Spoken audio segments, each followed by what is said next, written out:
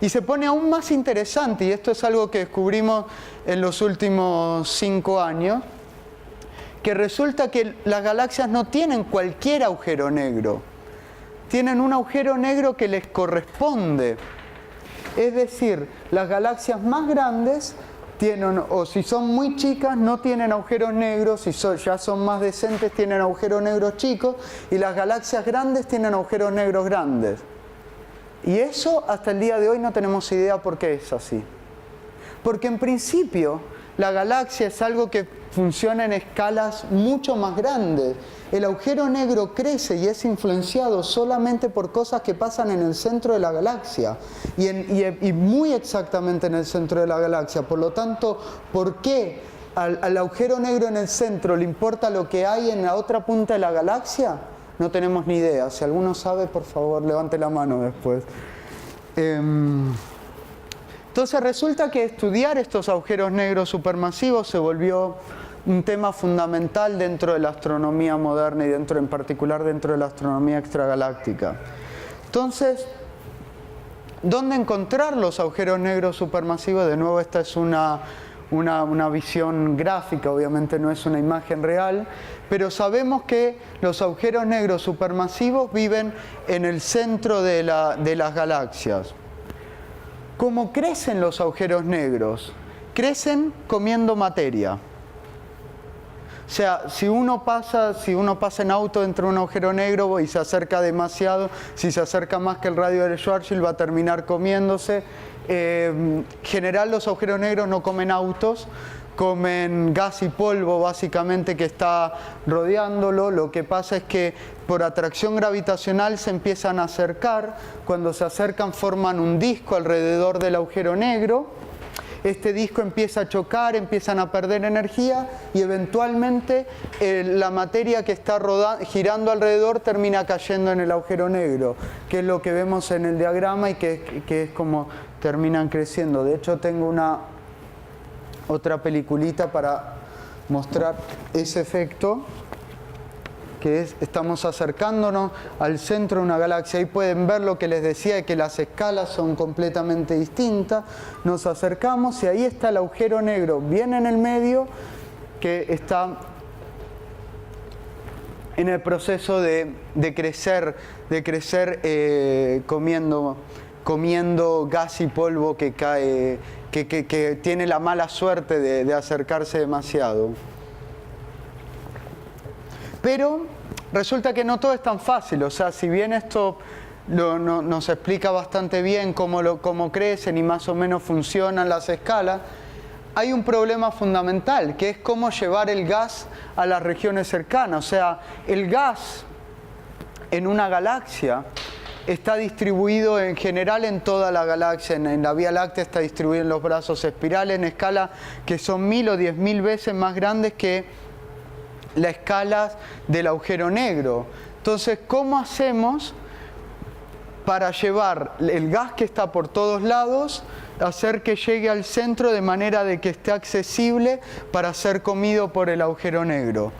Y una forma de explicarlo es a través del choque de galaxias. Resulta que pese a que las galaxias son muy grandes, al parecer son muy malas conductoras, terminan chocando muy seguido. Y de hecho sabemos que los choques entre galaxias son fundamentales en entender cómo se forman y por qué las galaxias son como las observamos ahora. Uno de los problemas y una de las grandes diferencias entre la física y la astrofísica es que en física uno puede hacer experimentos. En física uno puede agarrar 2 átomos y chocarlos y ver qué pasa. En astronomía no podemos hacer eso.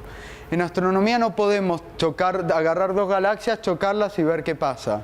Entonces tenemos que hacer otras cosas. Obviamente podemos ver galaxias que están chocando y eso es como sacar una foto de una etapa, pero no podemos ver qué pasa un poco después, a no ser que tengamos la suerte de tener otro sistema exactamente igual un poquito después, y eso no pasa.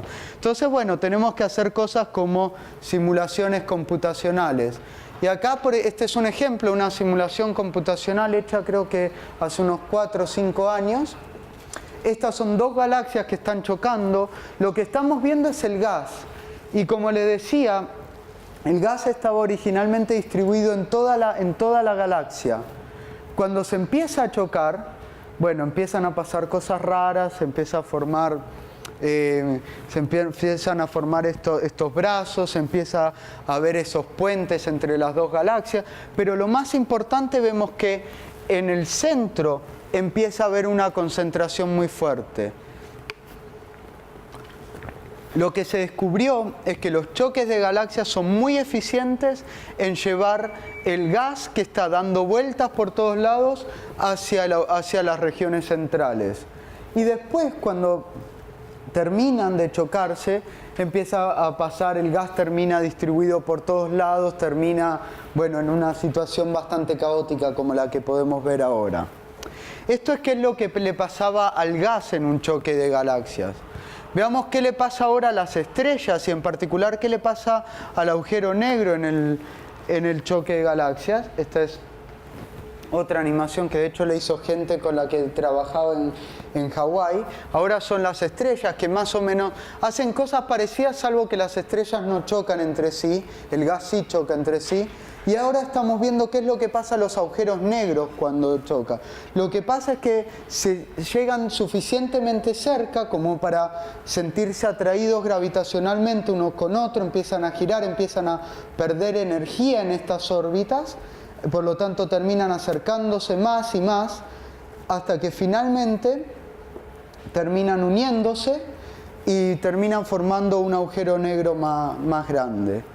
Entonces, al menos por simulaciones, sabemos que la forma de resolver ese problema de cómo llevar el gas lo suficientemente cerca para que crezca el agujero negro es a través del choque de galaxias. ¿Funciona eso en la realidad?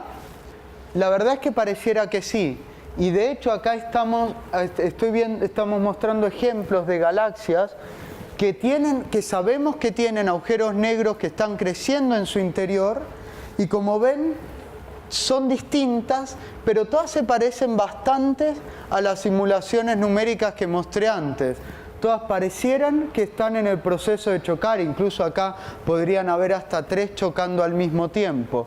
Entonces, uno puede creer que esta secuencia, esta idea de que los agujeros negros crecen durante el choque de galaxias tiene sentido.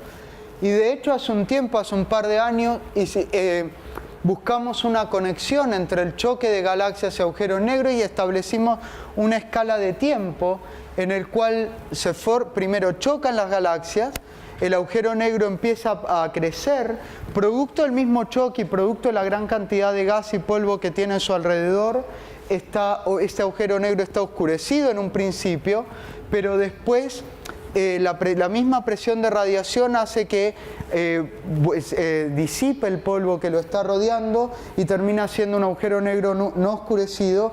Y lo que establecimos es que la escala de tiempo para pasar de esta etapa a esta etapa es aproximadamente unos 100 millones de años. Para darles una idea, un choque de galaxia, la secuencia esa entera que vimos en las animaciones anteriormente, toma unos 2.000 millones de años. O sea, esto es todavía una etapa chica aún dentro del choque de galaxia. Tenemos un buen ejemplo relativamente cercano y una galaxia. Sí, lamentablemente las galaxias no tienen nombre romántico. Bueno, algunas sí, de lo que parecen, esta no. Se llama NGC 6240 por el nombre del catálogo que tiene. Pero a nosotros nos encanta porque en esta galaxia está pasando exactamente eso.